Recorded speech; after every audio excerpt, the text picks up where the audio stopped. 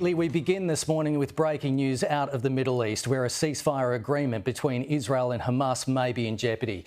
Hamas has announced it is delaying the next release of Israeli hostages, scheduled for this Saturday, accusing Israel of violating the truce.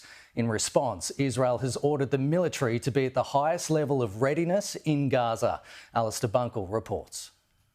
I think this is a very dangerous moment for an already very fragile ceasefire. Hamas has released a statement within the last hour. They've cited what they claim to be a number of violations committed by Israel. Firstly, the failure or the delay in allowing Gazans to return from the south of Gaza to the north. Now, that happened because of a chaotic hostage release about 2 weeks ago, almost 2 weeks ago, the release of Abel Yehud and Gadi Moses.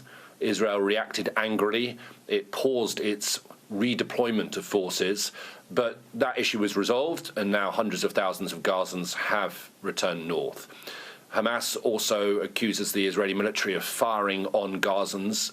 That has happened, but the Israeli military say only when Palestinians have approached soldiers and the soldiers have felt threatened, and the Israelis have put out messages warning people in Gaza not to approach the IDF.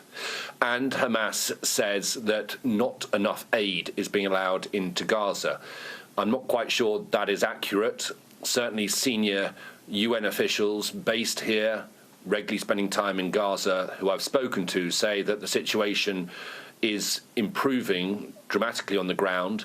There is a long way to go. Much more aid needs to get in, but hundreds of trucks are getting in every day, and the threat of a famine has been averted for now. So those are the reasons given by Hamas. Taken together, they say that they will not release hostages this coming weekend, unless, I guess, something can be resolved using the mediators, the United States, Egypt, and Qatar. What they don't mention, intriguingly, is remarks made by President Trump last week about evicting Gazans to other countries and America owning Gaza, remarks that he has then repeated almost every day since, and remarks that have been seized upon by politicians here in Israel, including Benjamin Netanyahu.